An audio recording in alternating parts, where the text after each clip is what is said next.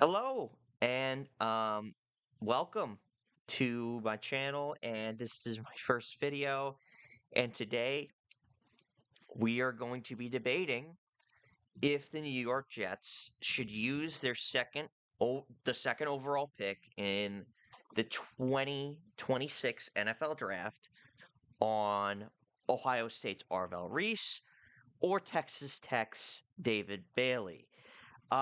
There's a lot of great things between these two prospects, between David Bailey and Arvell Reese.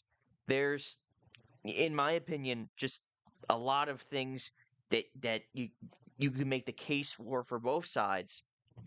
Um, whether that be David Bailey or Arvell Reese, and it's justifiable for both of them to be the number two overall pick come next Thursday.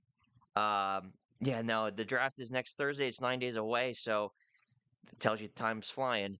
But what should the Jets do? I know right now it's a little bit of a debate online. It's a debate in Twitter. It's a debate on every platform for every Jet fan right now on what the Jets should do with that number two overall pick. Now, going over these players real quick. So Arvell Reese is a junior at Ohio State. He's 6'4" and 243 lbs. Yep, he weighs 243. His birthplace is Cleveland, Ohio. Look at that. And he has had only 2 years starting. Now, for certain players, that would be kind of a concern. But Arvell Reese has shown a lot on tape to when it comes for potential. Potential that being, um, you know, he could be a jack of all trades player. Honestly, I call these players, you know, joker card players. So a player like Micah Parsons, where he can play linebacker, and he is a linebacker, but he can also play edge. He can also play defensive line. You can line him up, in coverage if you want. I mean, that's sort of a jack of all trades or a joker card type of player, if I ever saw one. And I believe the Jets need a lot of help at the defensive side of the ball. And Arvell Reese can give you, you know, could give you an ideal killing two birds with one stone type of thing, where you can get a linebacker with the Jets desperately need, and you can get a pass rusher at the same time. But the thing is with Arvell Reese is I feel like he still needs a little bit more development. Now, does that mean he's going to be great right out of the box? I don't think so. I think he's going to be a little bit rusty when he comes into the league. Very similar to Abdul Carter of last year for the New York Giants, where he was also compared to Micah Parsons, and he had a little bit of an adjustment period to the NFL level, um, compared to um, compared to Micah Parsons. And I think Arvell Reese, there is a chance that he ends up playing playing a little inexperienced in his first year. Now, does that mean that he could be a bad player? No, but he's very, very young. Again, he's only he he is only like it's insane how young he is. He's 20 years old. That's very young for a prospect, especially a number two overall pick prospect. So you can make the case where you have to have a really great development team, and you have to believe in your development on your coaching staff, which I think the Jets should have concerns with. I think Jet fans should have concerns with head coach Aaron Glenn and the coaches and how they develop players. Um, but, you know, Arvell Reese, to me, if you're going to compare the two of David Bailey and Arvell Reese, he has the higher ceiling and the highest potential. But does he make an impact right away for the team? I don't think so. Now, now let's talk about David Bailey, which a ton of people are starting to talk about. Uh, to be the number 2 overall pick, and the Jets are interested in David Bailey more than Arvell Reese, which is probably shocking a lot of people. Peter Schrager said the Jets are in on David Bailey more than Arvell Reese. Um, uh,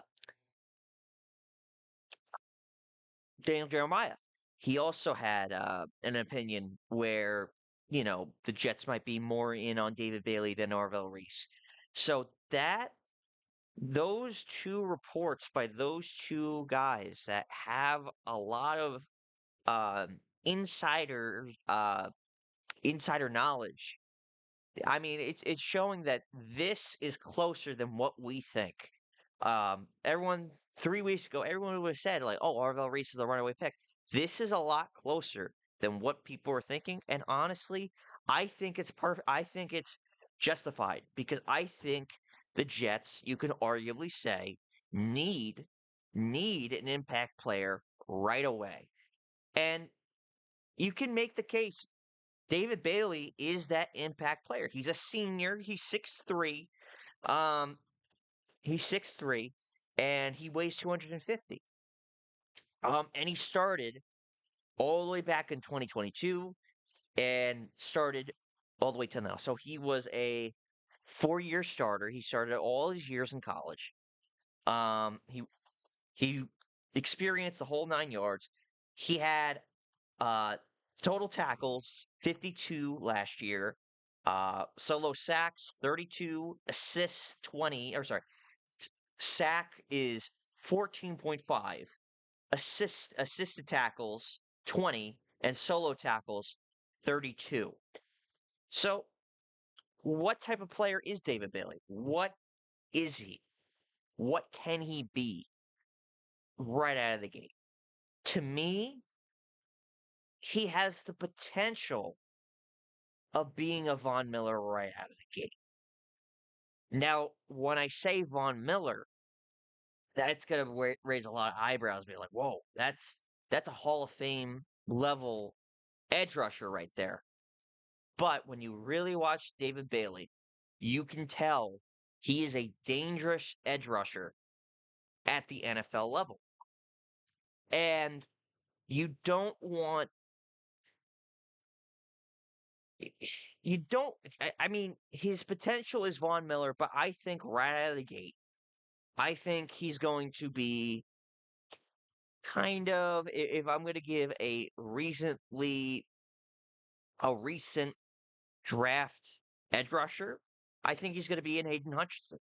Um, I think he's a guy right away that's going to be an immediate elite edge rusher right out of the gate.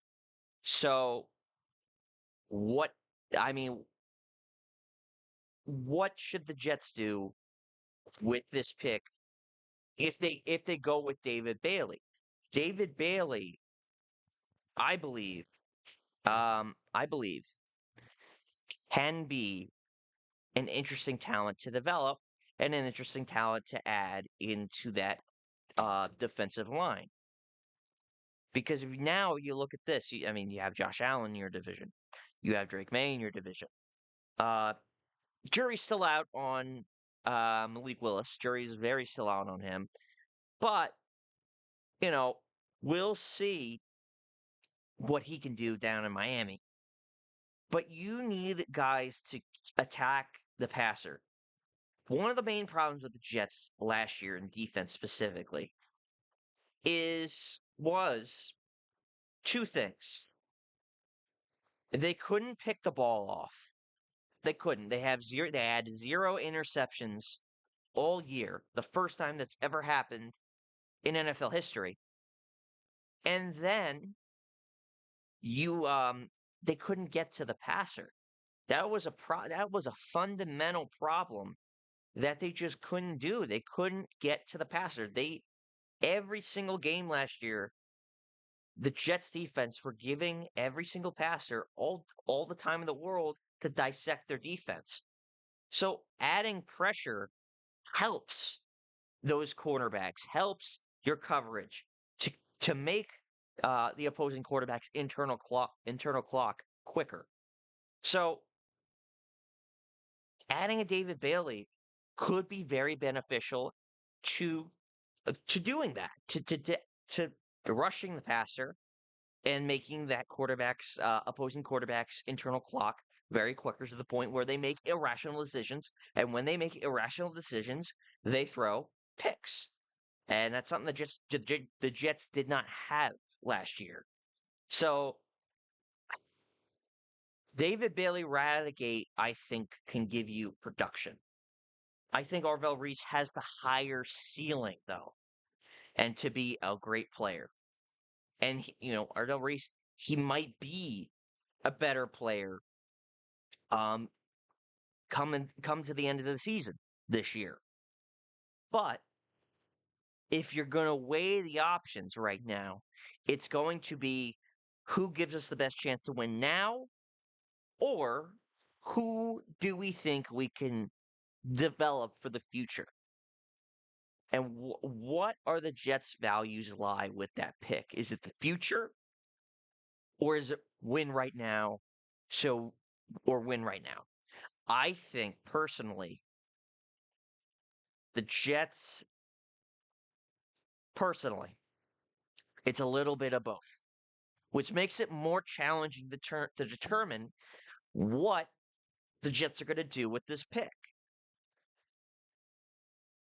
I think the Jets want to win because there are guys, there are coaches in this locker room that need to win, and if they don't, they're gonna lose their job. They're not even gonna have an opportunity to use those first round picks in 2027. So they're gonna try to win these games next year. But you look at the problem with the idea of winning now, because according to everybody, that the 2027 NFL draft is filled to the brim with quarterbacks. Okay, you're looking to win, but you're not looking to make the playoffs and make a run and go to the Super Bowl or anything like that. Like that should not be the goal for this team. The goal for this team should be competitiveness and looking decent and showing improvement to the point where it's justifiable to bring this coaching staff back if they win games or they look better than what they did last year. It's justifiable then. If they're losing the same way that they have been losing last year, it's not justifiable to bring this coaching staff back. So, how does that affect the future if you're going to select a guy that you're going to try to develop for the future?